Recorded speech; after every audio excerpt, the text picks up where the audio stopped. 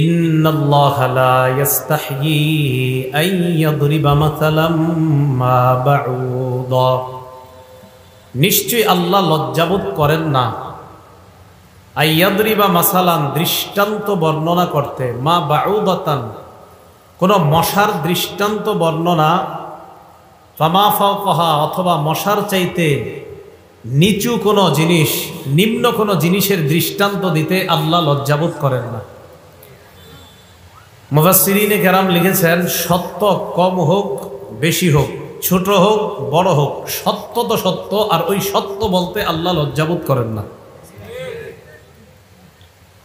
বাউদাতান ফামা ফাওকাহা, এই ফাওকাহা দ্বারা কি উদ্দেশ্য? ফাওকাহার দুইটা অনুবাদ। এক নাম্বার অনুবাদ, আল্লাহ মশা এবং মশার চাইতে নিচু কোনো বস্তুর উদাহরণ দিতে লজ্জাবোধ করেন না। দুই নাম্বার অনুবাদ, আল্লাহ মশা এবং মশার চাইতে বড় কোনো জিনিসের দৃষ্টান্ত দিতে লজ্জাবোধ করেন না। বাউদা শব্দটার অর্থ মশা। এরপরে আসে ফামা ফাওকাহা, এই ফাওকাহার দুটি অনুবাদ করলাম। একটি অনুবাদ মশার চাইতে ছোট, আরেকটি অনুবাদ করলাম মশার চাইতে বড়। মশার চাইতে ছোট কোনো বস্তু দিয়ে দৃষ্টান্ত দিতেও আল্লাহ লজ্জাবোধ করেন না। এই জাতীয় দৃষ্টান্ত হাদিসের মধ্যেও পাওয়া যায়। হাদিসের কিতাব নাম ইবনে মাজাহ, 4110 নম্বর হাদিস। সাহাল ইবনে সাদ রাদিয়াল্লাহু তাআলা আনহুর বর্ণনা, তিনি বলেন, কুন্না মা'আন নবী সাল্লাল্লাহু আলাইহি ওয়াসাল্লাম বিজিল হুলাইফা, আমরা রাসূল আকরাম সাল্লাল্লাহু আলাইহি সাল্লামের সাথে হুলাইফা নামক স্থানে ছিলাম। জুল হুলাইফা, জুল হুলাইফা নামক স্থানে যখন নবীজির সাথে ছিলাম, ফাইদা হুয়া বিশাতিন মাইয়িতাতিন, হঠাৎ নবীজি দেখলেন একটা মৃত বকরি, একটা মৃত বকরি, যে বকরিটা মরা, এটা পড়ে আছে, এইভাবে চিত হয়ে এভাবে পড়ে আছে মৃত বকরিটা। ফাকালা নবী সাল্লাল্লাহু আলাইহি ওয়াসাল্লাম আতুরাউনা হাদিহি হাইয়িনাতান আলা সাহিবিহা, নবীজি সাহাবাদেরকে বললেন, তোমাদের কি মনে হচ্ছে এই মরা বকরিটাকে দেখা যে এটা তার মালিকের কাছে এখন কোনো মূল্য নাই? এই মরা বকরিটার যেহেতু মারা গেছে, তাই মালিকের কোনো মূল্য নাই, এমনটাই তো মনে করছো? সাহাবারা বলে, হুজুর ঠিকই তো, মারা যাওয়ার পরে তো এটার কোনো মূল্যই নাই আর। ফাকালা নবী সাল্লাল্লাহু আলাইহি ওয়াসাল্লাম ওয়াল্লাযী নাফসি বিয়াদিহি লাদ-দুনিয়া আহওয়ানু আলাল্লাহ মিন হাদিহি আলা সাহিবিহা, নবীজি সাল্লাল্লাহু আলাইহি সাল্লাম বলেন, এই মৃত বকরিটার তার মালিকের কাছে কোনো মূল্য না থাকার কারণে যেমন এইভাবে এটাকে এখানে ফেলে রাখছে, এটার চাইতেও দুনিয়াটা আল্লাহর কাছে আরো কম দামি, দুনিয়াটা এটার চাইতেও আল্লাহর কাছে আরো তুচ্ছ, আল্লাহর কাছে এটার কোনো মূল্য নাই এই দুনিয়া।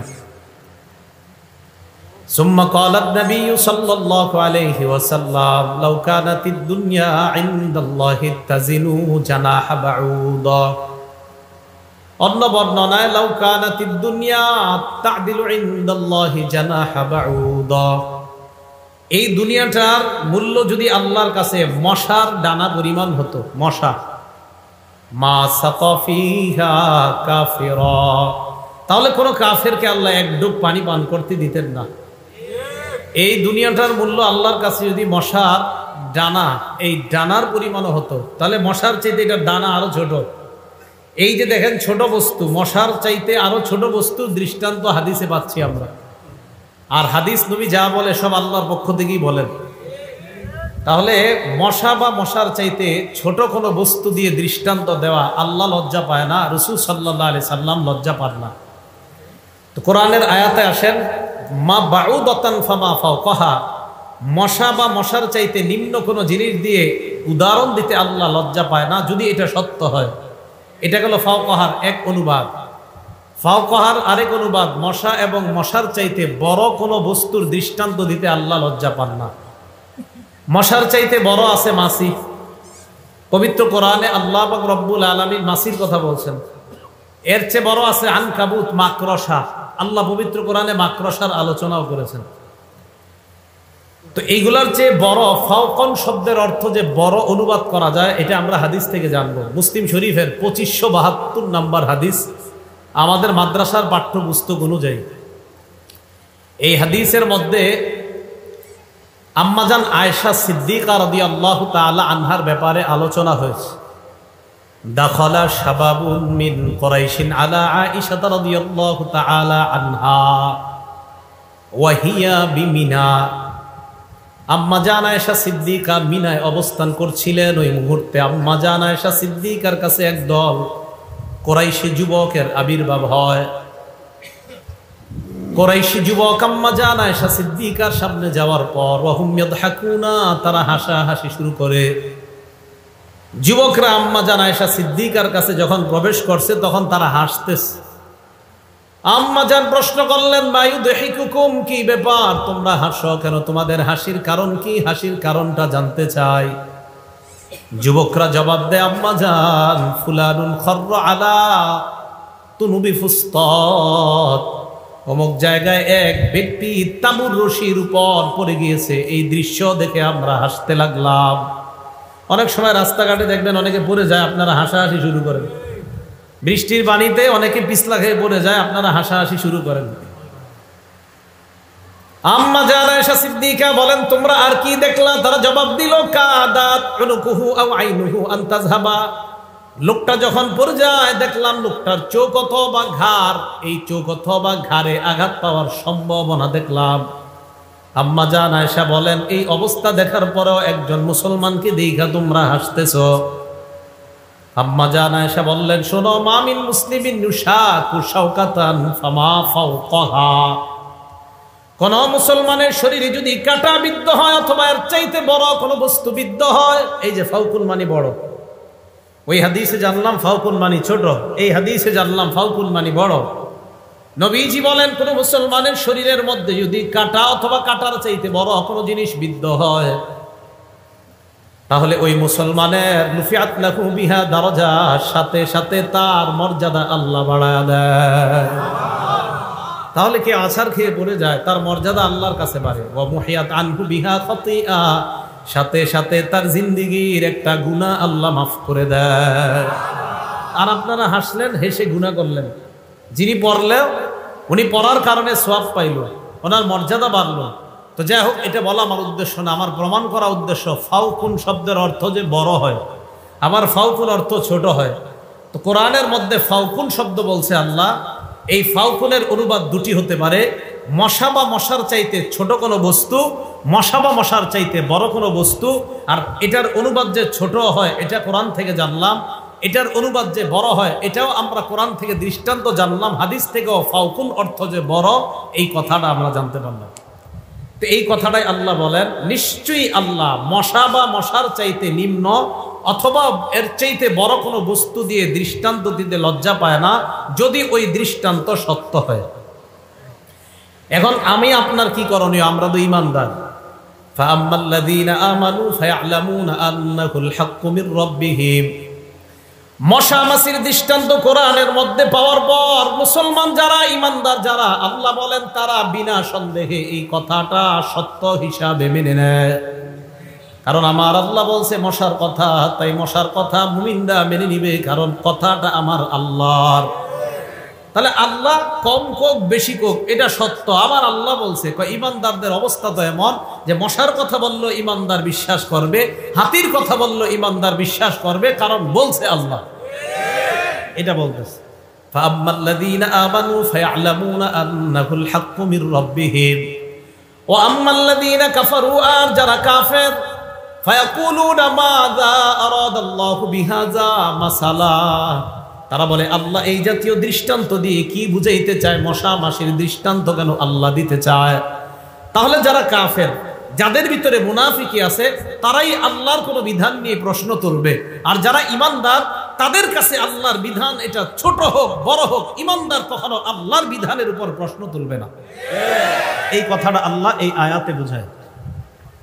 এবার দেখেন আল্লাহ কি বলেন, ইউদিল্লু বিহি কাসীরান ওয়া ইয়াহদি বিহি কাসীরা। এই জাতীয় দৃষ্টান্ত দিয়ে আল্লাহ অনেককে পথভ্রষ্ট করে। যেমন মুনাফিকরা এই ছোট দৃষ্টান্ত মেনে নিতে পারে না, ওয়া ইয়াহদি বিহি কাসীরা, অনেককে আল্লাহ হেদায়েত দান করে। যেমন ইমানদাররা যখন জানে যে মশাল দৃষ্টান্ত আমার আল্লাহ দিছে, ইমানদার এটা বিশ্বাস করে, তার ঈমান আল্লাহ আরো বাড়ায় দেয়। তাহলে ইউদিল্লু বিহি কাসীরা ওয়া ইয়াহদি বিহি কাসীরা। এখন কি করে দেখেন, ওয়া মা ইউদিল্লু বিহি ইল্লাল ফাসিকিন। এই জাতীয় দৃষ্টান্ত দিয়ে বেশিরভাগ ফাসেক যারা, তাদেরকেই পথভ্রষ্ট করে। ফাসেকরা এগুলোর উপর প্রশ্ন তোলে।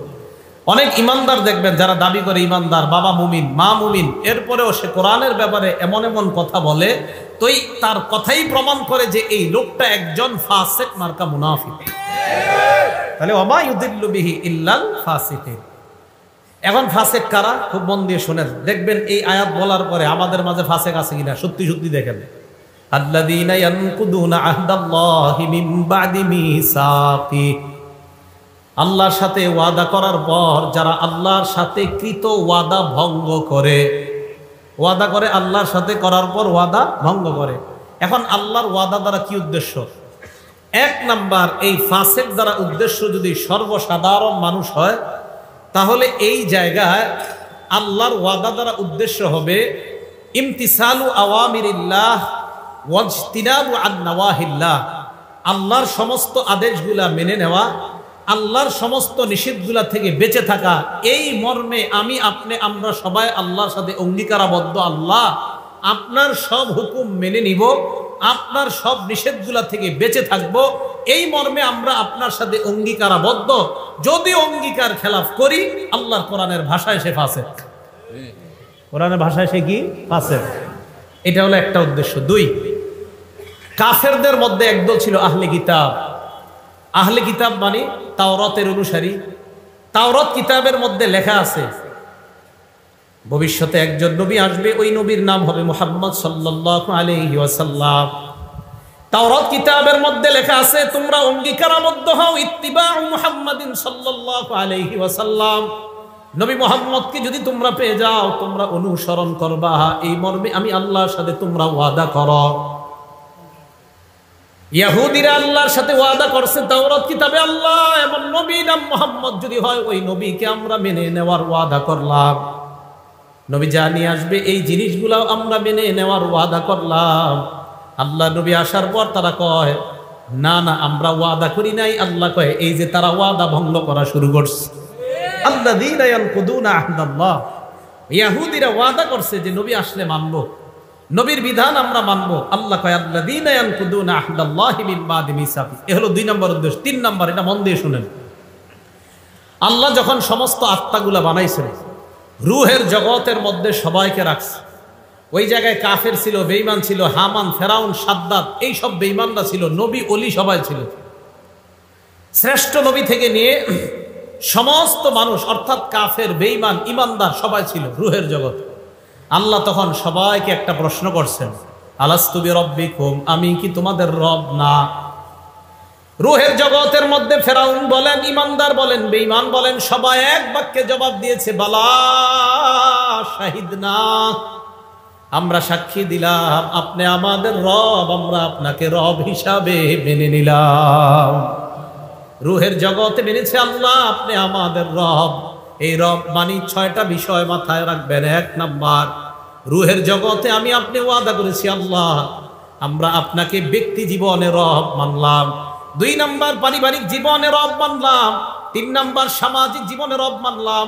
4 নাম্বার, অর্থনৈতিক জীবনে রব মানলাম। 5 নাম্বার, রাষ্ট্রীয় জীবনে রব মানলাম। 6 নাম্বার, আন্তর্জাতিক জীবনে আপনাকে আমরা রব মানলাম। 1 নাম্বার, ব্যক্তি জীবনে রব, আপনি একা নামাজ পড়েন 5 ওয়াক্ত, আপনার বিবিকে নামাজ পড়তে বলেন না, এর মানে আপনি পারিবারিক জীবনে আপনি রব মানতে পারেন নাই। আপনি 5 ওয়াক্ত নামাজ পড়েন, আপনার বিবিরে ছেলের একদিনও বলেন না। ছেলের বয়স 25 বছর, ফজরের নামাজে বাবা নামাজে যায়, ছেলেটারে ডাক দিতে গেলে মা কয় থাক ডাক দিয়ে না, রাত 3টায় ঘুমাইছে। কয়টায় ঘুমিয়েছে? এই যে আপনি ডাক না দেওয়াটা, তার মানে আপনি পারিবারিক জীবনে রব কায়েম করছেন না। আপনি ফজর পড়ছেন, আপনার ছেলে পড়ছে না, আপনার মেয়ে পড়ছে না, পরিবার জীবনে রব কায়েম করেছেন কিনা কিয়ামতের মাঠে আল্লাহর কাছে প্রশ্নের জবাবদিহিতা করতে হবে। এটা জবাবদিহিতা করতে হবে। তো 2 নাম্বার পারিবারিক জীবনে রব, 3 নাম্বার সামাজিক জীবনে রব। সমাজের কয়টা মানুষের নামাজের দাওয়াত দিয়েছেন? কয়জন মানুষকে বলছেন টেলিভিশন দেখো না, সুদ খাও না, গাঁজা খাও না? কয়জন মানুষকে চরিত্র নষ্ট হয়ে গেছে তাকে আপনি বাঁচানোর চেষ্টা করছেন? 4 নাম্বার, অর্থনৈতিক জীবনে আপনাকে রব মানলাম, মানার পরেও আপনি হালাল হারাম বাছেন না। আপনারা বললেন আপনার আল্লাহ আপনাকে রব হিসাবে মানলাম। তিরমিজির 2416 নাম্বার হাদিসের বর্ণনা, ক্বালা রাসূলুল্লাহ সাল্লাল্লাহু আলাইহি ওয়াসাল্লাম, আল্লাহর নবী বলেন, লা তাজুলু কদামা ইবনি আদম হাত্তা ইউসআলা আন খামসিন। কিয়ামতের ময়দানে আদম সন্তানের 2 পা নড়বে না 5 প্রশ্ন করার আগ পর্যন্ত। 1 নাম্বার, আন উমরিহি ফিমা আফনা, জীবন সম্পর্কে জিজ্ঞাসা করা হবে, জীবন তুমি কোন কাজে কাটাইলা। 2 নাম্বার, আন শাবাবিহি ফিমা আবলা, যৌবন সম্পর্কে প্রশ্ন করা হবে, যৌবন তুমি কোথায় ব্যয় করলা। 3 নাম্বার প্রশ্ন, ওয়ান মালিহি বিনাইনা তাসাবা, সম্পদ তুমি কোত্থেকে কামাই করলা, হালাল খাত থেকে তুমি সম্পদ কামাই করলা কিনা। 4 নাম্বার, ফিমা আনফাকা, সম্পদ তুমি হালাল খাতে ব্যয় করলা কিনা। 3 নাম্বার, হালাল জায়গা থেকে আপনি সম্পদ কামাই করছেন কিনা। 4 নাম্বার, হালাল জায়গায় সম্পদ ব্যয় করছেন কিনা। আপনি 50 ইঞ্চি টেলিভিশন একটা কিনলেন, এটা তো আপনি হালাল জায়গায় টাকা লাগান নাই, আপনাকে আল্লাহ পাক রব্বুল আলামিন টাকা এই জন্য দেয় নাই। আপনি মাশাআল্লাহ হালাল ভাবে টাকা কামাই করছেন, খুব ভালো কথা, কিন্তু খাতগুলো আপনি হারাম কাজে। আপনার মেয়ের গায়ে হলুদের অনুষ্ঠানে 6টা সাউন্ড বক্স লাগাইছেন আর গানের পার্টি করছেন, কিয়ামতের ময়দানে হিসাবের জন্য প্রস্তুত হবে। এই খাতটা এটা হালাল না, এটা হারাম। তো 4 নাম্বার, ফিমা আনফাকা, সম্পদ তুমি কোথায় কাজে লাগাইলা, এই 4 নাম্বার প্রশ্ন। 5 নাম্বার, ওয়া মাজা আলিমা আমিলা বিমাজা আলিমা, যা জানছো এই অনুযায়ী আমল করছো কিনা। প্রত্যেক জুমার দিন খতিব সাহেবের বয়ান শোনেন, আর খতিব সাহেব বারবার কয় আহাল্লাল্লাহুল বাইআ ওয়া হাররামা রিবা। কোরআন দেখে দেখে খতিব সাহেব বলেন আল্লাহ ব্যবসাকে হালাল করেছেন, সুদকে হারাম করেছেন। তো এটা বারবার ওনার মুখ থেকে শুই নাও। এই যে আপনি আমল করেন না, কিয়ামতের মাঠে এক তো আপনি সুদখোর হিসাবে দাঁড়াবেন, দ্বিতীয়ত আল্লাহ আপনাকে বলবে প্রত্যেক জুমায় হুজুর সুদ খাইতে নিষেধ করতে, তুমি যে এই বিদ্যাটা শিখলা হুজুরের কাছে, এই অনুযায়ী আমল করছো, এই জবাব দেওয়ার আগ পর্যন্ত আপনার 2 পা সামান্য নড়বে না কিয়ামতের মাঠে। তাহলে বলেন তো, রুহের জগতে আল্লাহ আমাদেরকে বলছে আমি কি তোমাদের রব না? তো 4 নাম্বার, অর্থনৈতিক জীবনে আমাদের রব কে? তাহলে হারামের পিছনে ছুটা যাবে না। 5 নাম্বার, রাষ্ট্রীয় জীবনে রব, রাষ্ট্রে যেন কোরআন সুন্নাহর বিধান চালু হয় এই চেষ্টা করছেন কিনা। 6 নাম্বার, আন্তর্জাতিক জীবনে রব, সারা পৃথিবীর মানুষগুলো যেন শান্তিতে বসবাস করতে পারে, এই জন্য ইসলামের শান্তির বাণী পুরা পৃথিবীতে পৌঁছে দেওয়ার চেষ্টা করেছেন কিনা। এই 6 জীবনে আমরা রুহের জগতে বলছি আল্লাহ আপনাকে আমরা রব হিসাবে মেনে নিলাম। এখন আসেন আগের কথায়, আল্লাযীনা ইয়ানকুদুনা আহদাল্লাহি মিন বাদি মিসাকি, যারা আল্লাহর সাথে কৃত অঙ্গীকার ভঙ্গ করে, আর দ্বারা উদ্দেশ্য হলো রুহের জগতে ওয়াদা করছি আল্লাহ আপনি আমাদের রব, আপনাকে রব হিসাবে মেনে নিলাম, কিন্তু দুনিয়াতে আসার পর আমি নামাজ পড়ি, আমার বিবিকে নামাজের কথা বলি না, আমার মেয়েটাকে বলি না, এর মানে পরিপূর্ণভাবে এখন রব মানতে পারি নাই। আমি না রব মানছি পারিবারিক জীবনে, আল্লাহ রব কোথায়? আপনি বিবিকে তো সালাতের কথা বলেন না। তো এই ওয়াদা আল্লাহর সাথে আমরা সবাই করছি। ভাই কথাটা মন দেন, আপনার পরিবারে এই নামাজের কথা না বলাটা, এই জন্য আপনি কিন্তু ওয়াদা করছেন আল্লাহর সাথে, আল্লাহ আমার পরিবার, আমার সমাজ, এদের কাছে আমি এই রব কিভাবে বাস্তবায়ন করা যায় চেষ্টা করব, এই ওয়াদা করছেন, কিন্তু আপনি দুনিয়াতে এসে ভঙ্গ করতেছেন। এটাই বলতেছে আল্লাহ, তারা ফাসিক আল্লাযীনা ইয়ানকুদুনা আহদাল্লাহ, যারা আল্লাহর সাথে কৃত ওয়াদা ভঙ্গ করে। আল্লাহ আমাদের সকলকে এই বিষয়টা উপলব্ধি করে আমরা যেন ওয়াদা ভঙ্গকারীদের অন্তর্ভুক্ত না হই, আল্লাহ পাক্কা খাঁটি ইমানদার যেন হয়ে আমরা দুনিয়া থেকে বিদায় নিতে পারি, আল্লাহ তৌফিক দান করেন। তাহলে আল্লাযীনা ইয়ানকুদুনা আহদাল্লাহি মিন বাদি মিসাকি। এবার মন দিয়ে শুনেন, আল্লাহর সাথে যে ওয়াদা করছেন, আর কি কি ওয়াদা? আল্লাহ পবিত্র কোরআনে বলছে, মা আতাকুমুর রাসূলু ফাখুযু ওয়া মা নাহাকুম আনহু ফান্তাহু। সূরা মুহাম্মদে আল্লাহ বলেন, আল্লাযীনা আমানু ওয়া আমিলুস সালিহাত ওয়া আমানু বিমা নুজিলা আলা মুহাম্মাদিন ওয়া হুয়াল হাক্কু মির রাব্বিহিম। আল্লাহ বলেন ইমানদার কারা? যারা ঈমান এনেছে, নেক কাজ করেছে, এবং যারা আমার নবীর উপর যা নাজিল করা হয়েছে সব বিশ্বাস করেছে, তারাই হলো ঈমানদার। হ্যাঁ, ওলামা হযরতদের কাছে মুযাকারা করতেছি, গুরুত্বপূর্ণ একটা কথার দিকে আমি যাচ্ছি। আল্লাহ পাক রব্বুল আলামিন আমাদের নবীজির উপর যা নাজিল করেছেন পুরাটার উপরে ঈমান আনতে আমরা অঙ্গীকারাবদ্ধ। এখন বলেন তো, কোরআনের কিছু অংশ মানি না সব মানি? আরে নবীজির উপরে আল্লাহ কোরআনের কিছু নাজিল করছে না পুরা কোরআন? তার মানে নবীজির যা দিছে আল্লাহ আমরা সব মেনে নিব, ঠিক না? আল্লাযীনা আমানু ওয়া আমিলুস সালিহাত ওয়া আমানু বিমা নুজিলা আলা মুহাম্মদ, মুহাম্মদ সাল্লাল্লাহু আলাইহি সাল্লামের উপর যা নাজিল করা হয়েছে আমরা সব বিশ্বাস করি। আচ্ছা, আমরা তো অঙ্গীকারাবদ্ধ হলাম, বিশ্বাস করি, সবকিছু আমরা মানি। যদি বলেন যে না হুজুর আমি কিছু মানি কিছু মানি না, তা আপনি তো ঈমানদার না। আল্লাহ বলেন আফাতুমিনুনা বিবাদিল কিতাব ওয়া তাকফুরুনা বিবাদ, তুমি কোরআনের কিছু অংশ মানো আর কিছু অংশ মানো না, এইটা তো ঈমানদারের পরিচয় না। এখন আসেন তাহলে, আমাদের নবীজিকে আল্লাহ পুরা কোরআন দিলেন, এই পুরা কোরআন বিশ্বাসে আমরা অঙ্গীকারাবদ্ধ, ঠিক তো? এখন আল্লাহ কি বলে সূরা হাশরে দেখেন, মা আতাকুমুর রাসূলু ফাখুযু ওয়া মা নাহাকুম আনহু ফান্তাহু, নবী তোমাদেরকে যা দিয়েছেন তোমরা গ্রহণ করো। তাহলে নবী যা দিয়েছে গ্রহণ করবেন? এই জি আসতে হয়েছে, নবী যা দিয়েছে গ্রহণ করে, হুকুম কার? আবার বলছি, নবী যা দিয়েছেন এটা গ্রহণ করো, হুকুমটা কার? তাহলে নবী যা দিয়েছে আমাদেরকে আমরা গ্রহণ করব তো?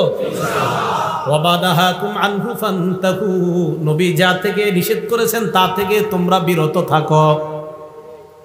আমাদের নবী আমাদেরকে যা দিয়েছেন আমরা গ্রহণ করার ওয়াদা করলাম, যা থেকে নিষেধ করেছেন তা থেকে বিরত থাকার ওয়াদা করলাম।